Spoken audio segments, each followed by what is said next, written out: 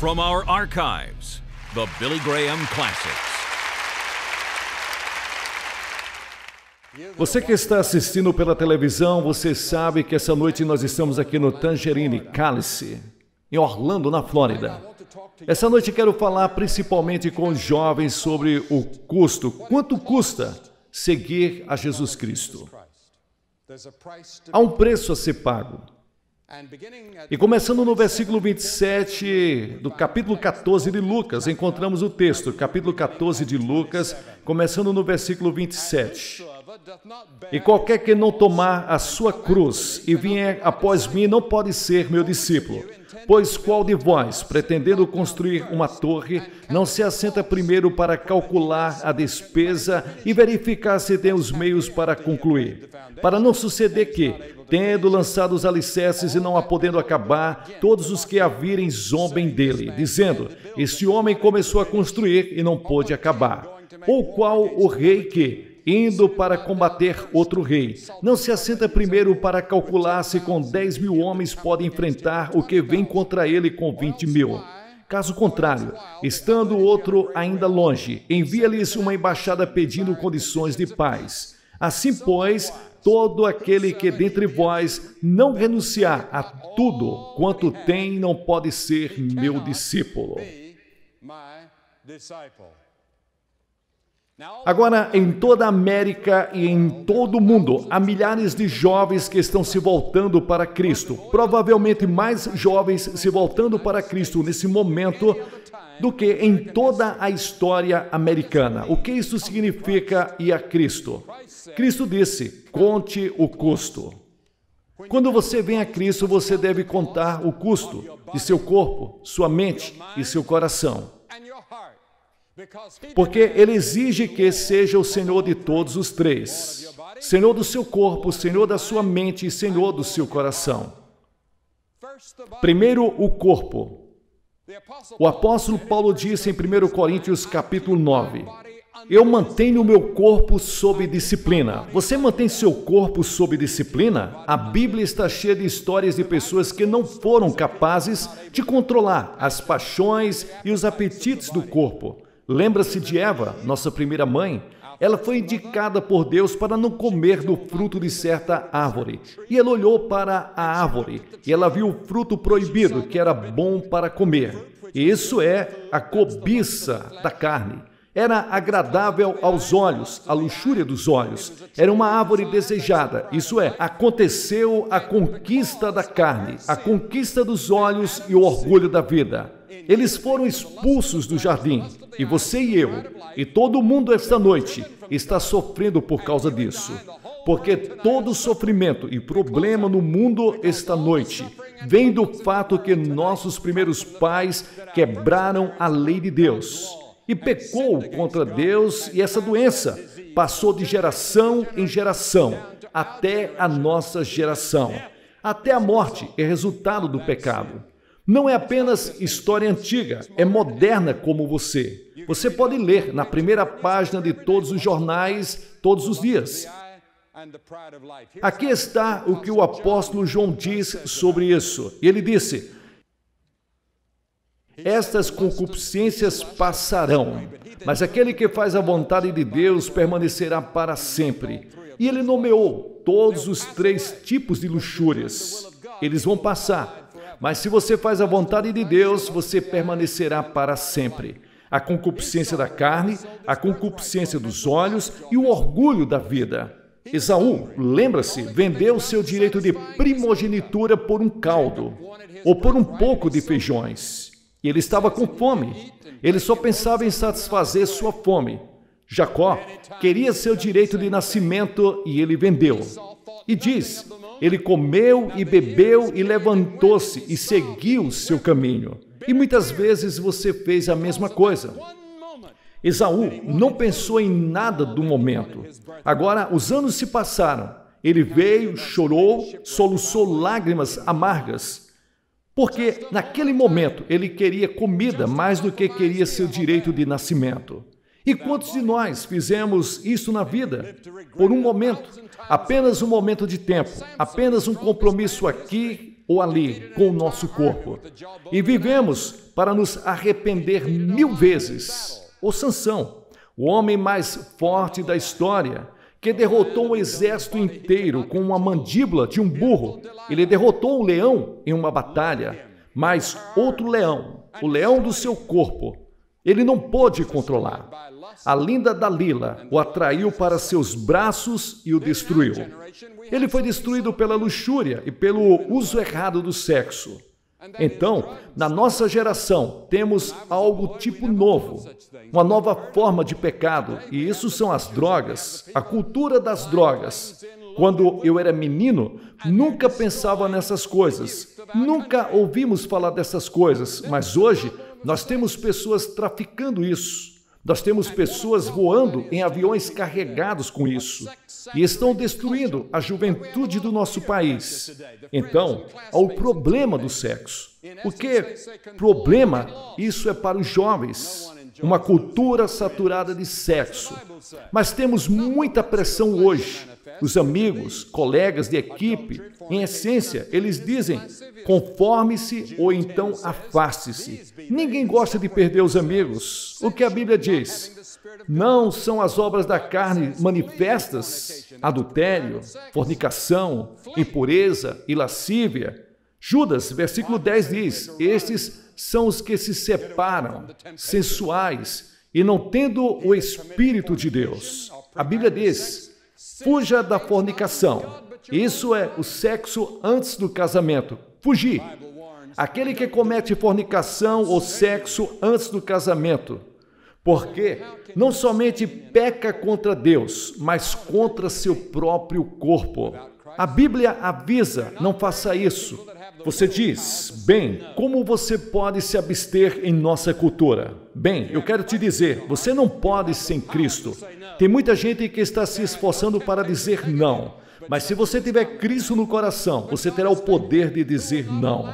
Nenhuma tentação vos sobreveio que não fosse possível de ter o escape. Porque Deus não permitirá que você seja tentado acima do que você pode suportar. Mas com a tentação Ele dará uma forma de escapar. Há sempre uma forma de escapar. Deus o proporciona todas as vezes ao crente. Por isso, não há desculpa para nenhum crente cometer esse pecado. Então, há outro pecado no que não pensamos muito, mas é pecado. Isso é gula. 1 em cada 3 adultos nesse país acredita-se que esteja acima do peso. Daniel, na Babilônia, colocou um propósito no coração de não se contaminar com o manjar do rei. Filipenses 3, o apóstolo Paulo diz: cujo fim é a destruição, cujo Deus é seu apetite e cuja glória é sua vergonha. E ele adverte contra isso. Agora temos o corpo. Você está pronto para se apresentar com o corpo em sacrifício vivo a Deus esta noite?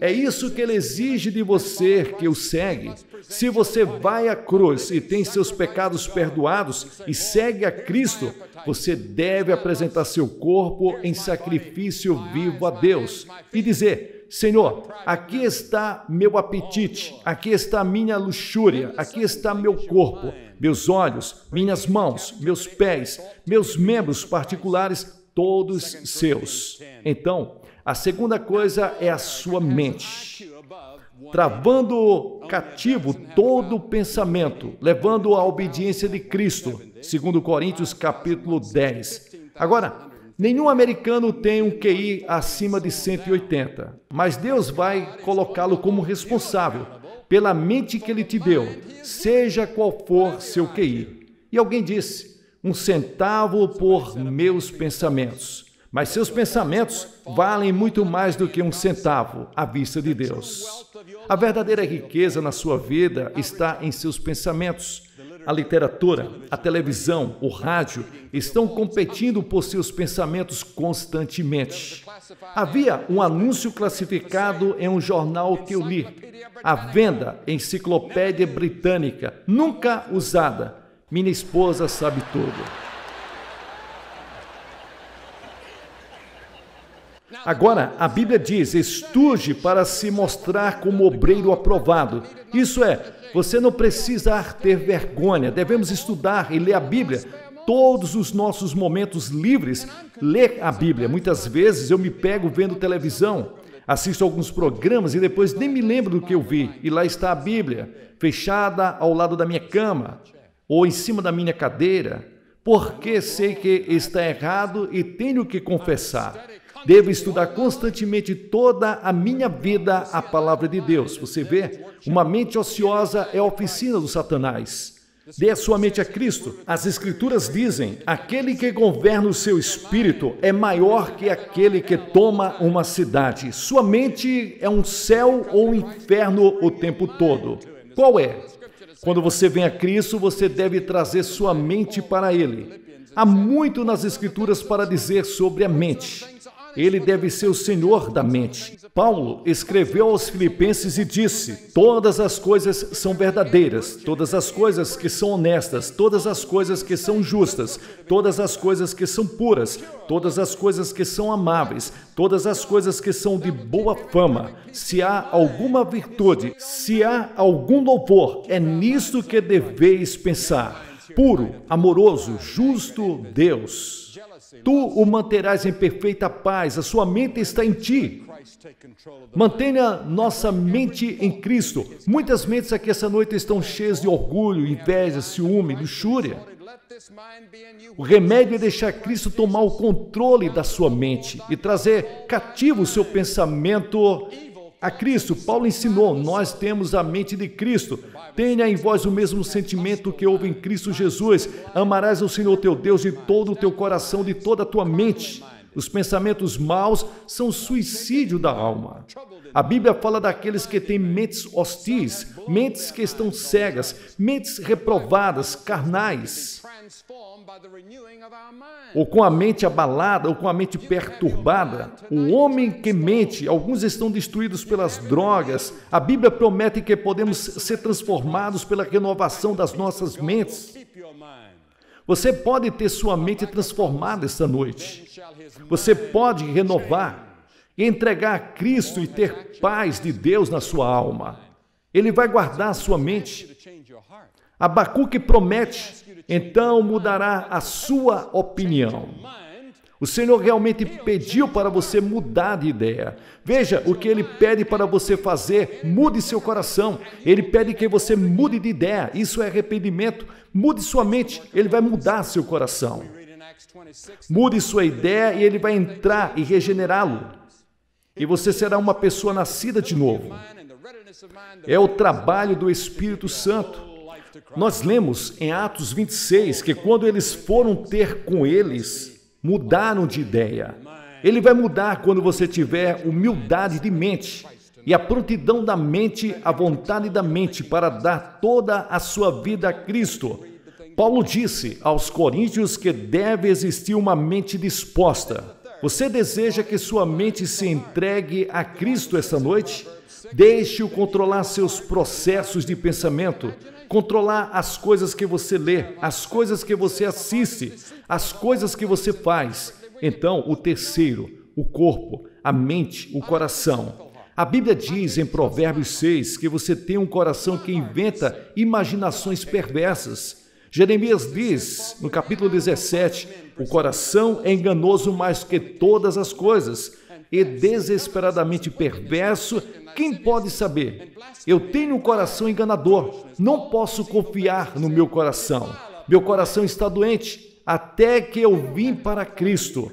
Jesus disse, pois de dentro do coração dos homens saem maus pensamentos, adultérios, fornicações e assassinatos, e os furtos, e a cobiça, e a maldade, e o dolo, a lascívia, a blasfêmia, o orgulho e a loucura. Todas estas coisas são más e destroem o homem. Você não precisa nomear um novo comitê para descobrir o que há de errado com o mundo. É o coração do homem, a mente humana e o corpo humano. É o homem que está errado, é o homem. O coração humano é um vulcão.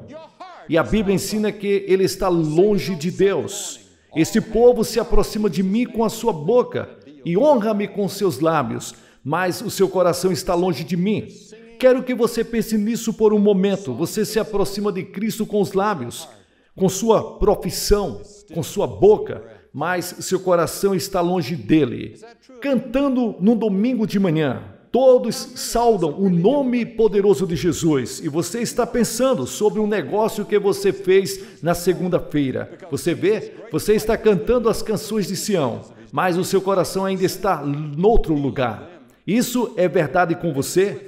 Quantos de nós são realmente hipócritas? Se você quiser, é só chamar do que realmente é. É como Jesus chamou, porque a grande luta de Jesus foi com os líderes religiosos de seu dia. Ele não luta com os pecadores, ele os amou. Foi com os religiosos. E eu imagino, se ele vier para o centro da Flórida esta noite, o que ele vai dizer? Como ele vai falar? Ele falaria com as pessoas da igreja e diria: sim, você vai à igreja e tem muita religiosidade, mas você não tem a coisa real. Seu corpo, sua mente, seu coração realmente não me pertence 100%. Ele exige 100%. A Bíblia ensina que você tem um coração rebelde. Em Jeremias 5 diz: mas esse povo tem um coração rebelde. Eles se revoltaram e se foram. Quando lemos os 10 mandamentos, leia o Sermão da Montanha, nós dizemos: não quero ficar com isso, eu não posso ficar com isso. Claro que não pode. Ninguém nesta audiência pode guardar os 10 mandamentos. Na verdade, você não pode manter um mandamento sequer. Ninguém nesta audiência guardou um mandamento. Você diz: bem, Billy, eu nunca cometi um adultério, não é? Jesus disse: se você olhar para uma mulher ou uma pessoa do sexo oposto e tenha luxúria no seu coração, você já o cometeu. E nunca matei ninguém. Mas se você já odiou ou sentiu ciúme de alguém, você quebrou esse mandamento. Mas então a Escritura diz: suponha que você tenha saído muito bem em todos eles. Se você quebrar apenas um mandamento, contando uma mentirinha, você quebrou todos os mandamentos. E quebrar os mandamentos é a definição de pecado. O pecado é uma transgressão da lei. E você quebrou a lei de Deus. E todos nós temos que dizer a Deus, enquanto estamos na frente da cruz: sou um pecador. E tenho que dizer, você tem que dizer, todos aqui temos que dizer: eu sou um pecador. Quebramos a lei de Deus. E então a Bíblia diz: seu coração pode estar endurecido. O faraó endureceu seu coração. Agora Deus conhece o coração. Ele conhece o seu coração. Você não precisa sentar e tentar dizer a ele e racionalizar a coisa inteira. Ele já sabe. Não investigará Deus isso? Pois ele conhece os segredos do coração. Salmos 44. Ele conhece os segredos do seu coração. Ele sabe o que você está escondendo. Ele sabe as coisas que você varre para debaixo do tapete. Ele vê tudo isso. Ele sabe a hipocrisia de tudo. E ele declara: eu, o Senhor, busco o coração. Ele disse: eu prescruto o coração. Jeremias 17. Eu busco o seu coração. Pense em Deus sondando o seu coração esta noite e o meu coração. O que ele encontrará lá? Teremos medo de estar diante de Deus e enfrentaremos o julgamento com ele sondando nossos corações e conhecendo o nosso pensamento, a menos que estivéssemos na cruz. E foi provido de uma justiça, e não foi nosso, que Cristo proporciona por sua morte na cruz e por sua ressurreição dos mortos. Sim, Deus conhece o seu coração e ele prova o seu coração. Você não pode se esconder dele, porque a pena de um coração pecador é a morte e julgamento e inferno.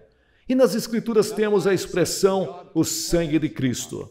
Seu coração está debaixo do sangue de Cristo, foi limpo pelo sangue. Você vê? A palavra sangue carrega com ela a ideia de vida.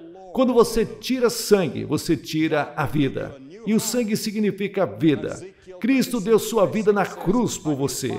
Ele levou seus pecados, sua penalidade, seu julgamento, seu inferno, na cruz em seu lugar, para que você venha e fique na cruz com toda sinceridade e dê a Ele seu corpo, sua mente e seu coração. E Ele perdoa todo o passado. Ele te justifica assim como se você nunca tivesse cometido um único pecado. E Ele te dá um novo coração, um novo desejo, uma nova alegria, uma nova paz e uma certeza que se você morresse, você iria para o céu. E Ele escreve seu nome no livro da vida do Cordeiro. Agora, a Bíblia diz que Deus prepara seu coração. A preparação do coração do homem é do Senhor. Provérbios 16. A Bíblia diz em Atos 16, cujo coração, a respeito de Lídia, cujo coração o Senhor abriu. Deus vai te dar um novo coração. Ezequiel capítulo 36, versículos 26 diz, um novo coração também eu te dei. Jesus disse, se não nascer um homem de cima, ele não pode ver o reino dos céus. Você pode nascer de cima e receber um novo coração e uma nova natureza. Um bom homem dos bons tesouros do coração tira coisas boas, diz as Escrituras. Você não viu lojas que eram sujas, feias, como uma montanha de lixo e foram vendidos? Ou talvez um restaurante e tem um grande sinal lá fora que diz sob nova direção? É isso que significa quando você vem a Cristo. Você está sob nova gestão. Você não administra mais a sua própria vida. Deus administra. Cristo administra. O Espírito Santo no interior ajuda você a administrar sua vida. Ele redecora. Ele torna isso atraente. Pois se alguém está em Cristo, nova criatura é. Quando você vem a Cristo, você deve ver com seu corpo, sua mente e seu coração. Você fará isso hoje à noite? Você sabe que precisa disso. E a Bíblia diz, aquele que endurece seu coração, sendo frequentemente reprovado, de repente será cortado e isso sem remédio. Você aceita mentalmente o fato que Cristo morreu e ressuscitou por você em seu coração. Você pede para Ele entrar e seja seu Salvador e Senhor. E com o seu corpo você avança e se apresenta pessoalmente. Você vai fazer isso hoje à noite? Vou pedi-lo agora mesmo para assumir esse compromisso. Vou pedir para você se levantar da sua cadeira em todo o estádio agora. E diga isso, eu quero fazer. Eu quero Cristo no meu coração e quando eu sair daqui esta noite, eu quero ser uma nova pessoa. Quero que Cristo ande comigo e esteja comigo. Eu lhes dou o meu coração, a minha mente e o meu corpo, sem reserva esta noite. Jovem, mulher, pai, mãe, você pode ser a geração mais antiga ou a geração mais jovem. Você precisa de Cristo. Você se levanta e vem agora. Vou pedir que ninguém saia do estádio. A saída do estádio pode atrapalhar muitas pessoas. Apenas levante-se e venha rapidamente. Centenas de vocês.